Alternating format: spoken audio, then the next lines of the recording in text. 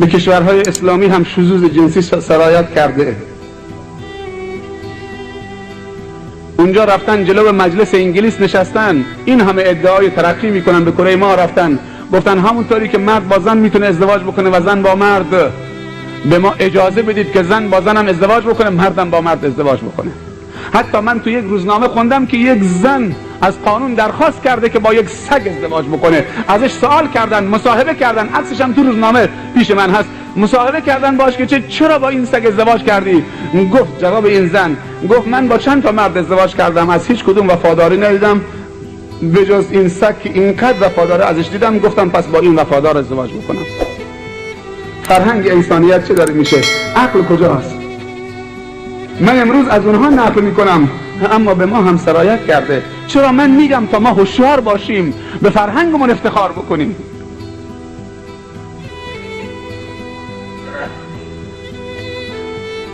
اگر مهمان مردی از تو حیاتت میاد، باید سریع بدوی لباس همسرت، حتی چادرشو از روی چه جمع بکنی، لباسشو جمع بکنی، تا چه برسه که لباس داخلیش تو حیات باشه. باید پشت اون درختها در تاریکی شب لباس همسرت بندازی رو بند و خشک بکنی، تا چه برسه چمدان رو سن گذاشتن تو کوچه ها این لباس زن من.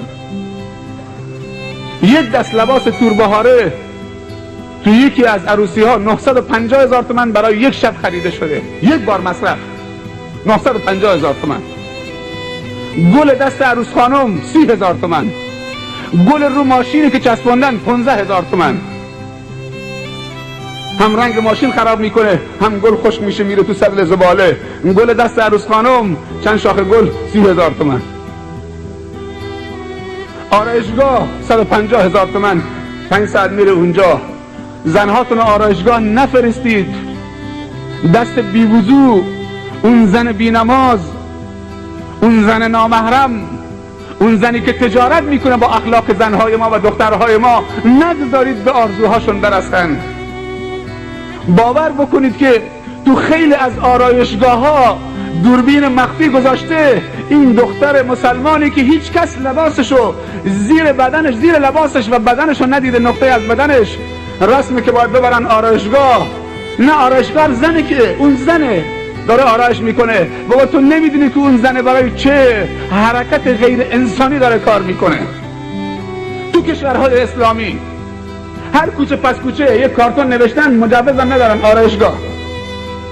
دختر مسلمان با شرم و حیا میره اونجا، لباسشو در میاره، بعد چه دوربین مخفی گذاشته، از اول آرایشش تا آخرش 2 ساعت 3 ساعت، هنوز عروسیش تمام نشده، دوباره نوارش تو دبی داره پخشه. خبرش هم نیست که کی از این فیلم برداری شده در حالت عریانی. باور بکنید افرادی مواجه شدن فیلم همسرشونو دیدن که داره به فروش میره 500 درهم. عکس همسرشونو دیدن، همونجا بیهوش شدن افتادن. چطوری این عکس همسر من تو بازار داره فروش میشه 50 درهم؟ این همسر من. از تو آرایشگاه عکس گرفتن، فیلم گرفتن. خود مرد که نمیره. یک زن مسلمان، خواهرت، عمت، خالت، زن همسایت، انسان مومن بیاد آرایش بکنه تو خونه، نبرید آرایشگاه. این لباسهای گرانبها رو نپوشن، همش جور خالیه، میگذارن رو مبل اونجا رو تخت، بعد چراغانی میکنن رو سرشون و همه مردم دارن نگاه میکنن. زن و مرد نشستن بالا رو مبل از اول شب تا ساعت 1 شب. باور بکنید یه جوونی در مناطق ما اینطوری صحبت کرد، گفته بود لعنت بر من، کاش که از مادر متولد نشده بودم. میگفت رفته بودن استودیو، یک فیلم بردار آورده بودن که من از این برادرای خواهش میکنم، اینهایی که فیلم های اسلامی رو پر میکنن، خواهش میکنم بعد از این دوربین هاشون رو آلوده نکنن به مراسم غیر اسلامی. این دوربین ها پاک شده، تحت هیچ شرایطی دیگه با این دوربین هایی که برنامه خدایی پر کرده نرن چه برنامه های غیر خدایی و ضد اسلامی پر بکنن. بعضی از مسلمان ها هم شریک 2 زن هم شریک قافله. خیلی عجیبه. بعضی از زنها تو مراسم اسلامی حجاب کامل، وقتی هم چه مراسم غیر اسلامی اونجا بی حجابی کامل، رقص. بعضی از مسلمان هم همینطورن، حج هم رفتن، ملا هم هستن، همه چیز هم بلدن، ادعام دارن، تو نماز قیام هم شرکت میکنن، نماز تراویح هم میخونن، روزه پنجشنبه دوشنبه هم هستن، وقتی عروسی غیر اسلامی میشه اونجا هم میرقصن. خیلی عجیبه، به همه طرف میچرخه، مثل آفتاب گردونه. یه شخصیت داشته باش، مردانگی ثابت بکن، بندگی ثابت بکن نسبت به خدا. یک رنگ باش، یا اون طرف یا این طرف. این چراغ یا خاموشه یا روشنه، نمیتونه هم خاموش باشه هم روشن باشه. یا این طرف بیا یا اون طرف برو. آبروی اسلام زیر سوال نبر. از این به بعد تصمیم بگیریم که دیگه جز این مراسم دیگه تو خورچه برگزار نشه. هرچی اشتباه کردیم بسه، کاری نکنید که آخرین بار من باشه. چیز خوب ارائه بدید تا خبرهای خوش برسه، ما هم بتونیم با خیال راحت بیایم اینجا، با عشق و علاقه بیایم. واقعا مردم میخوان و میپسندن و عمل کردن. این دوست تعریف میکرد، میگو رفتن دوربین فیلمبرداری، یه فیلمبردار از یک استودیو آوردن، آمد که از مراسم عروسی یک شب 100,000 تومان میگیره، از اول تا آخر فیلمبرداری میکنه. 100,000 تومانش هیچ، آدم میره یک نفر این مراسم برگزار بکنه 200,000 تومانش هم میده. واقعا چه به جا میرسه، ارزش داره. خب میگه آمد از اول مراسم فیلمبرداری کرد تا آخر، حالا ما رو بردن تو حجله. خود داماد تعریف میکنه، گفت رفتیم تو حجله، مادر عروس رفت دست فیلمبردار نامحرم گرفت، گفت بیا از تو حجله هم فیلمبرداری بکن. این عجیبه، حجله فقط برای اون مرد و زن درست شده، مردان دیگه حق ندارن برن تو حجله. هیچ مردی حق نداره بره تو حجله اون زن. اونجا برای اون درست شده، برای تو هم یه شب دیگه هست، یک برنامه دیگه هست، یا از تو هم گذشته، بالاخره اینو داشتید. به خود بیام کمی. اما این برادر عروسه، این برادر داماده، این پسر عموی فلان، این پسر خالشه. هر کاری کردم میگه چه مادر عروس گفت بیا داخل. حالا آمده از خود من با خانمم فیلم برداری میکنه رو تخت. میگه به جایی رسید که به خانمم گفت که یک کمی گردن اینطوری بکن. وقتی عکاسی میری نه، خود عکاس میاد میگه سر اینطوری بکن، گردن اینطوری بکن، درست میکنه. هر کاری میگه اینطوری یک کمی تو فیلم بهتر میفته. عروس حالیش نمیشد. بعد مادر عروس با پری گفت خودت بیا سرش درست بکن تا تو فیلم درست بیفته. میگه قبل از این که دست من به صورت زنم بخوره، دست اون عکاس و فیلمبردار نامحرم و کثافت خود به صورت زنم، منم همجور مات و مبهوت در مقابل مادر خانمم ایستادم. خدایا من همه کارم یا این همه کار است؟ گفتم به هم بدم جرأتش ندارم، تحمل بکنم تحملش ندارم. لعنت و نفرین خدا بر من باد که اصلا تولد نمیشدم. این یک داماد خودش داره میگه، اعتراف کرد که من اینطوری شکست خوردم. شب اول زندگیم آرزو داشتم قبل از این که دستم رو صورت زنم بخوره، دست اون نامحرم به صورت زنم خورد.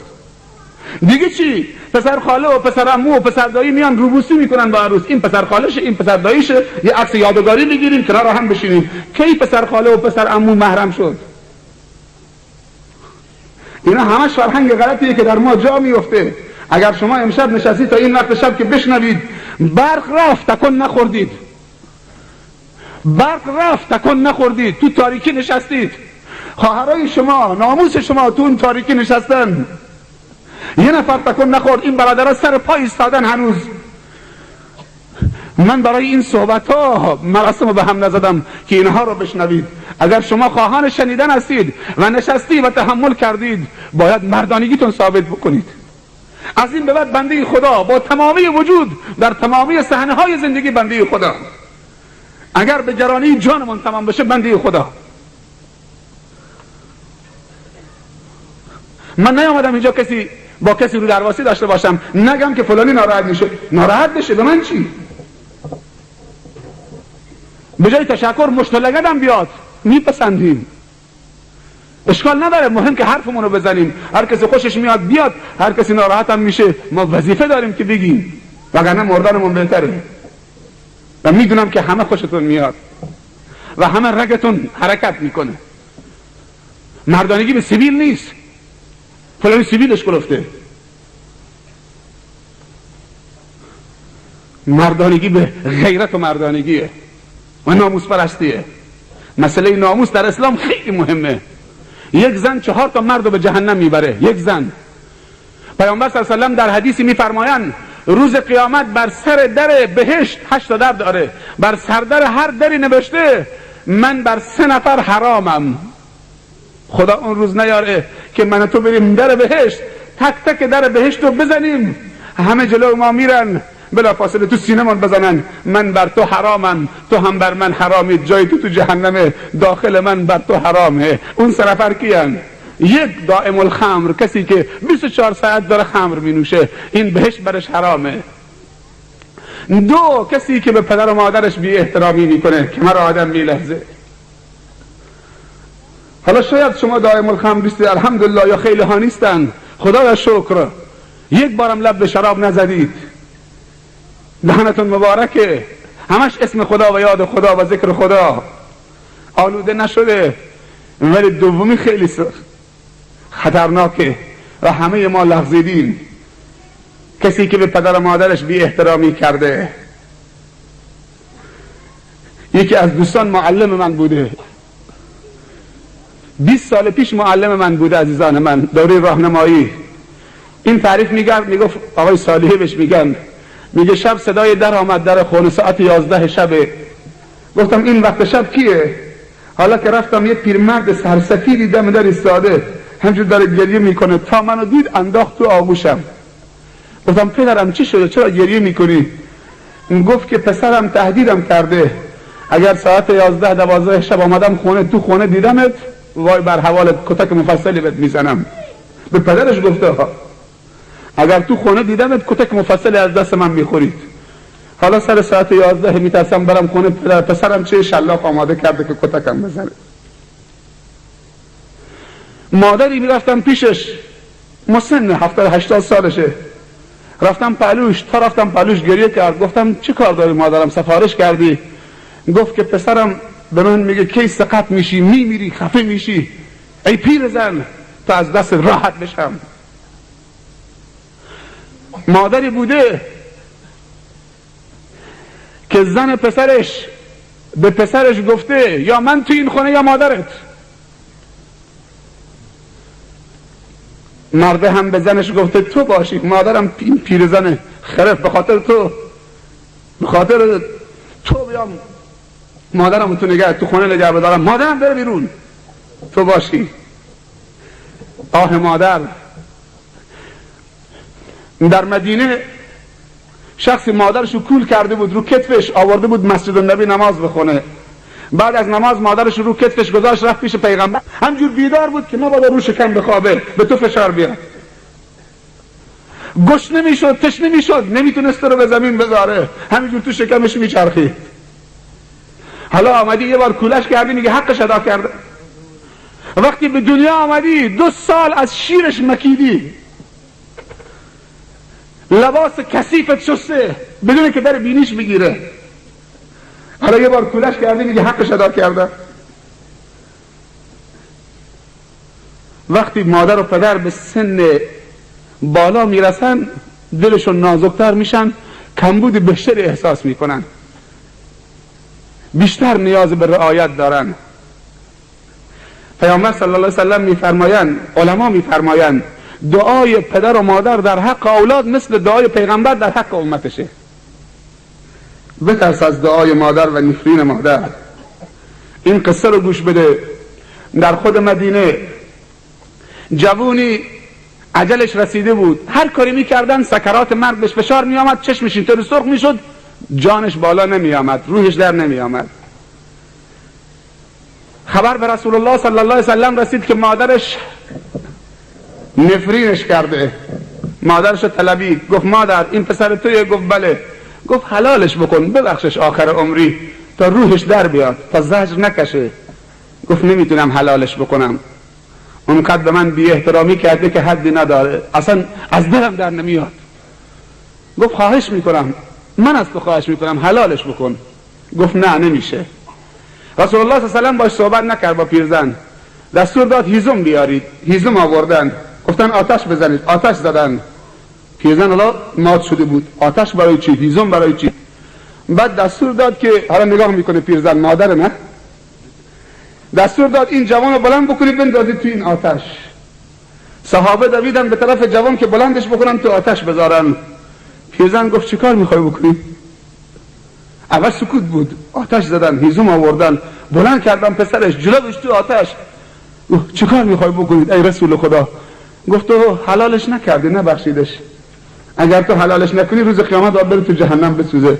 من میخوام بلندش بکنم تو آتش بندازمش. همین کار ملائکه میکنن تو روز قیامت. اینجا بود که مادر یک پارچه خودش فراموش کرد و محبت مادری گل کرد، دوید همینجور بچه‌ش تو آغوش گرفت و نوازش کرد و حلالش کرد. عاطفه مادر چقدره، گذشت مادر چقدره، محبت مادر چقدره، شفقت مادر چقدره. پسرش تو آغوش گرفت، سر و صورت و پیشانش همه بوسه زد و حلالش کرد. تا حلالش کرد روح پسرش هم بالا آمد. چند بار به مادرت گفتی ای پیرزن؟ دختره حالا دیپلم گرفته، دانشگاه داره میره، پاش رو پا انداخته، مثل یک نوکر کنیز به مادرش میگه خوراک درست کن، خوراک بیار، لباسم اتو بکن، لباسم بشور، من دانشگاه دارم میرم. یکی از علامات قیامت ان تلد الامة ربتها، این که بیبی کنیز بیاد بیبیشو به دنیا بیاره. سوال کردن تعجب کنیز چطوری بیبی به دنیا میاره؟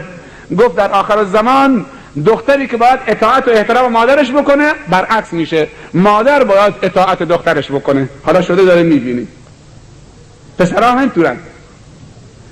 یه جوونی آمد در مدینه شکایت باباش بکنه، گفت بابام پولم برداشته، پولم بهم نمیده، حقم خورده. رسول الله عصبانی شد گفت انت و مالک لبیک اذهب، دیگه از این حرفا نزن، تو و مالت مال باباته. وقتی به دنیا آمدی یه ساعت هم سر مچت نبود، یه لباس هم پاد نبود، نداشتی، حالا آمدی شکایت بابات کردی که مالم خورده. تو چه کاره هستی اصلا؟ روی سردر بهشت نوشته من بر 3 نفر حرامم: 1 دائم الخمر، 2 کسی که به پدر و مادرش بی احترامی بکنه، 3 دیوس. اون دوتا فهمیدن. صحابه سوال کردن دائم الخمر میشناسیم، حقوق والدین هم میشناسیم، میدونیم چیه، دیوس چه کسیه؟ گفت دیوس کسی که نسبت به ناموسش بی تفاوته. یه روزی در آخر زمان دیاست و دیوسی و بیغیرتی به مردان امت من سرایت میکنه. اینها بدونن که بوی بهشت نمیشنون و رو سردر بهشت نوشته دیوس بر من حرامی، وارد من نمیشی. کسی که راضی بشه زنش آرایش بکنه، 7 قلم سرخ و سفید، افراد کلون، لباس نازک، کفشش، پاشنه کفشش 1 متر، کرب تو این خیابون، بوی آتکلونش از کجا داره میاد؟ آقام عین خیالش نیست. جرأت هم نمیکنه زنش از جلو چشمش رد میشه، جرأت نمیکنه بگه زن کجا میری. یه دوستی یه وقت به من گفت که یه زنی همطور خیلی شارلاتان بوده، به شوهرش میگه پول بده. شوهرش قدش خیلی کوتاه بوده، ضعیف بوده، زنش خیلی به زنش به شوهرش میگه پول بده. میگه پول نیست. کجا میخواد بدی؟ پول نیست. میگه پول نمیدی نه؟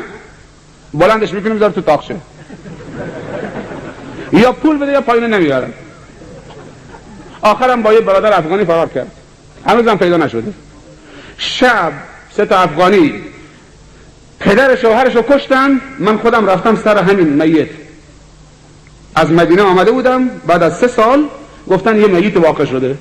3 تا افغانی بودن. شب اونقدر این پدر شوهرشو کتککاری کرده بودن و جنساشو برداشته بودن، تو خونه خوابیده بوده. مستاجرش بودن نه؟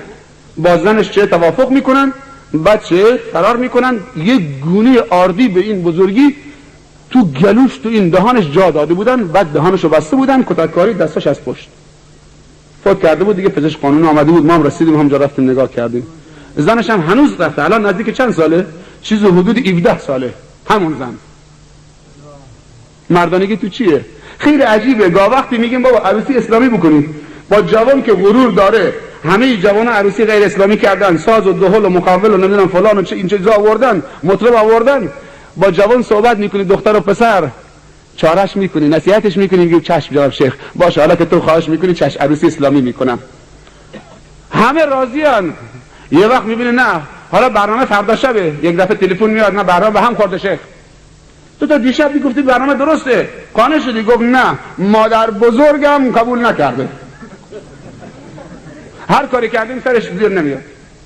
مادر بزرگم نظر کرده که من عروسی تو بشه من دستمال بازی بکنم، نظر گرفتم که ساز بیارن دهل بیارن من دستمال بازی بکنم. 80 سالشه. تعجب میکنی. نظر روزه شنیده بودید، نظر نماز، نظر نمیدونم صدقه، نظر نمیدونم حالا نظر رقصیدن هم بشنوید. نظر رقصیدن هست، خیلی عجیبه. اونم چه کسی؟ پیرزن 80 ساله. هنوز دنی تو دل داری دستمال بازی بکنی؟ این کاری ما مبتلا شدیم. نه هرچی میگیم به بابا، به مردم میگیم بابا شما مردی، میگه زور زن نمیشه. خیلی عجیبه، خیلی راحت ما چاره زنه همون نکنیم. خیلی عجیبه. چاره زنت نمی کنی؟ پس تو چه کاره هستی؟ ایداد ویداد که مرد با مردانگیش بیاد بگه من زور زنم نمیتونم، من چاره زنم نمی کنم، من میخوام عروسی اسلامی باشه ولی جرأت ندارم بزنم بگه عروسی اسلامی. جرأت همینجور زن مرد میاد همینجور تو خیابان، زن باید 1 متر از مردش عقب باشه وقتی راه میرم و 1 قدم عقب‌تر باشه، ولی نگاه میکنی که زنش جلو داره میره، مردش مثل نوکر پلاستیک دست داره عقبی دنبالش میره. خیلی عجیب شده. یعنی آدم تعجب میکنه. همه چی دارن دست زن، زن کم میاره.